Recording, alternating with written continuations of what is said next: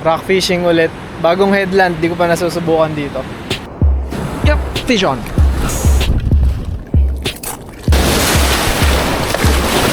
God, fuck. Yep, fish on.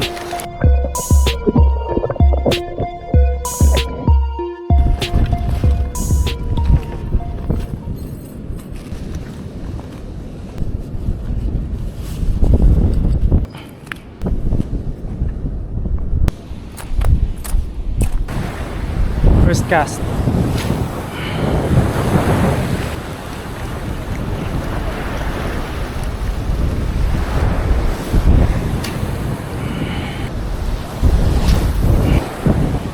Wala pa nagpaparamdam.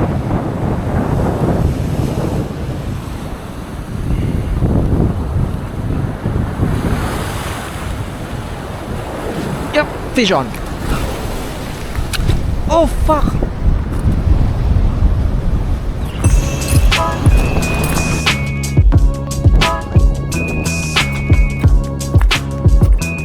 Tayo kanina.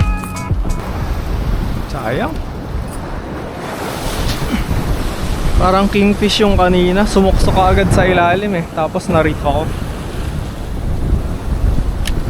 Napakamalas ko naman. Oh, tek. Nakayalon.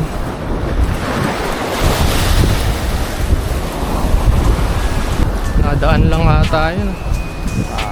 Tae.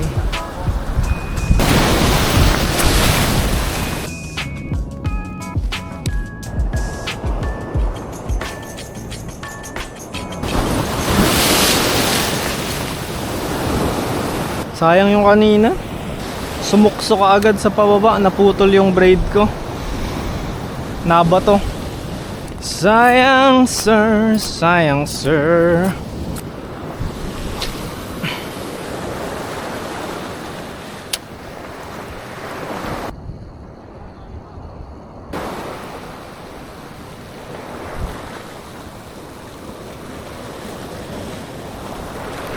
Yep. Fish on.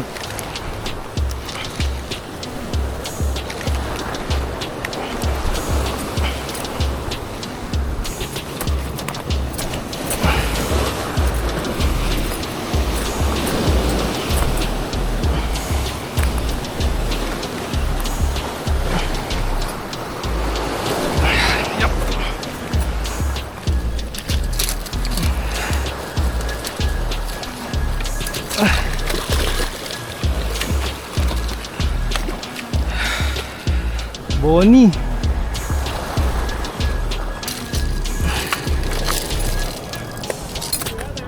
Huh? Yeah. Bonnie. Fuck. Bugbog ka na. Bonnie. Black and green na Churinoya na diving minnow. First fish.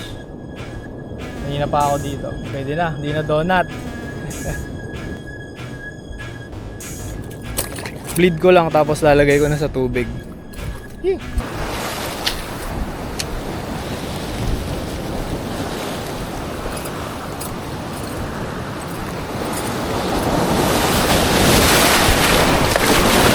God, fuck. That was fucking dangerous. Fuck. Tang ina, wake up call yun ah. Basa ako.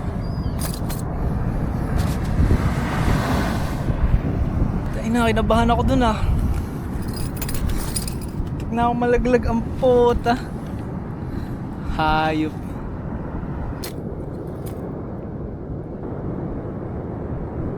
Ingat. Doble ingat.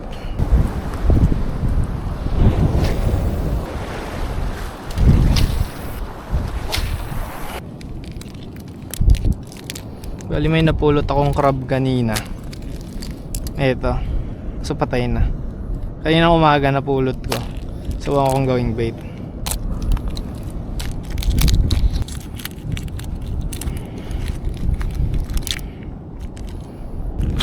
Buhay pa to kanina, namatay lang.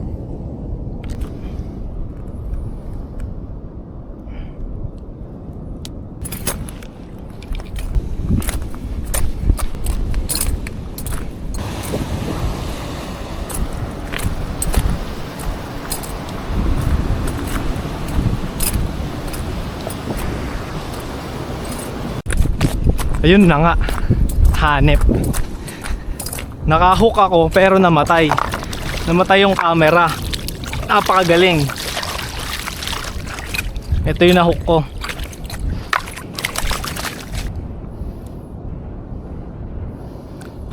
Hanep, napakalaki. Ito pinakamalaking bream na nakuha ko. 43. Ito yung bream. Namatay yung camera kanina.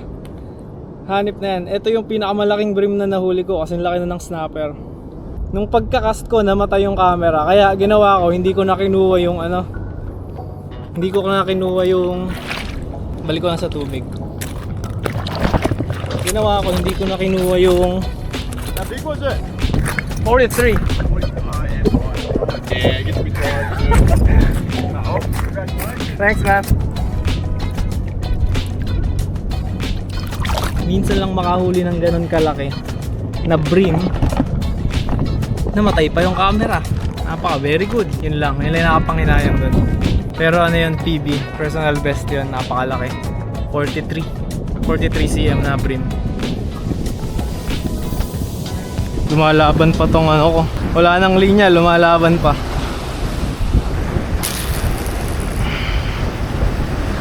Wala nang linya yo. Yan yung nakahuli ng bream. Sagad na.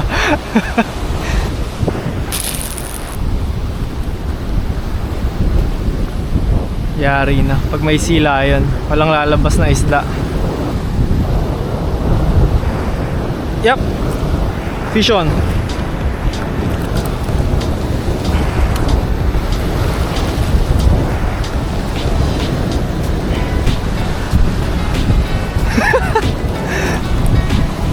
Favorite fish.